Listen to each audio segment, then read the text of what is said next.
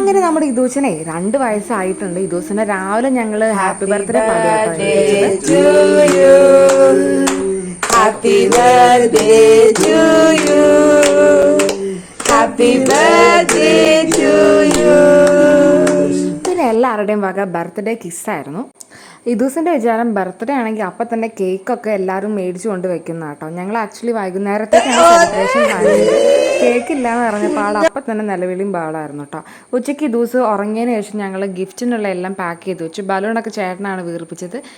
ഞാനും അച്ഛനും കൂടെയാണ് നൂലിലൊക്കെ കൊടുത്ത് സെറ്റ് ചെയ്യാനുള്ളതെല്ലാം ചെയ്ത് വെച്ചോട്ടോ. അപ്പോഴേക്ക് ചേട്ടൻ ബർത്ത്ഡേ കേക്കായിട്ട് വന്നായിരുന്നു.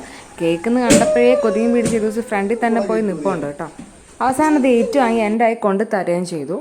ഇനിയിപ്പോൾ അതൊന്ന് മുറിച്ചാലേ ആൾക്ക് സമാധാനം ആവുള്ളൂ. അപ്പം ഞങ്ങൾ കുഞ്ഞ് സെലിബ്രേഷനായിട്ട് കുറച്ച് ബലൂണും കുറച്ച് ലൈറ്റ്സൊക്കെ വെച്ചിട്ട് സെറ്റ് ചെയ്ത് വെച്ചിട്ടുണ്ടായിരുന്നു. വേറെ ഗസ്റ്റ് ഒന്നും ഉണ്ടായിരുന്നില്ല, വീട്ടിൽ നിന്നുള്ള ഞങ്ങൾ മാത്രമേ ഉണ്ടായിരുന്നുള്ളൂ കേട്ടോ. ഇദൂസാണെങ്കിൽ ടേബിളിൽ കയറുന്ന കഥ പറച്ചിൽ തുടങ്ങിയായിരുന്നു. അവന് കേക്ക് മുറിക്കാൻ ഭയങ്കര കൊതിയായിട്ട് ചാടി കയറാനൊക്കെ നോക്കിയായിരുന്നു.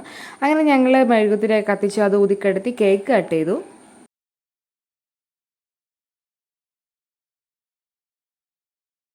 കേക്ക് മുറിക്കുമ്പോൾ കണ്ണി വെക്കാനായിട്ട് 2 അറ്റത്ത് പൂവുള്ള ഒരു കണ്ണടയൊക്കെ മേടിച്ചായിരുന്നു. പക്ഷേ ദിദൂസിൻ്റെ സൈസിന് കുറച്ച് വലുതായിരുന്നു, അതുകൊണ്ട് അത് പെട്ടെന്ന് തന്നെ ഊരി പോകുമായിരുന്നു കേട്ടോ. അങ്ങനെ എല്ലാവരും കേക്കൊക്കെ കൊടുത്തു.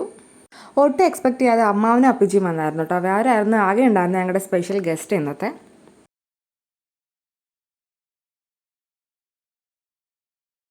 പിന്നെ അങ്ങോട്ട് ഗിഫ്റ്റുകളുടെ സമയമായിരുന്നു. ആൾക്കാരധികം ഇല്ലെങ്കിലും അത്യാവശ്യം ഗിഫ്റ്റൊക്കെ കിട്ടിയിട്ടുണ്ട് കേട്ടോ ഇദൂസിന്.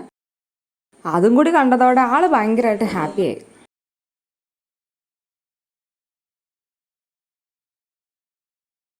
അങ്ങനെ കലാപരിപാടിയൊക്കെ കഴിഞ്ഞ് ഇദൂസ് താഴെ ഇരുന്ന് കേക്ക് കയറ്റാൻ തുടങ്ങി കേട്ടോ. അപ്പം നാളെ കോഴിക്കോട് നിന്ന് എല്ലാവരും വരുന്നുണ്ട് കേട്ടോ. അപ്പം ബാക്കി പരിപാടി ഞായറാഴ്ച.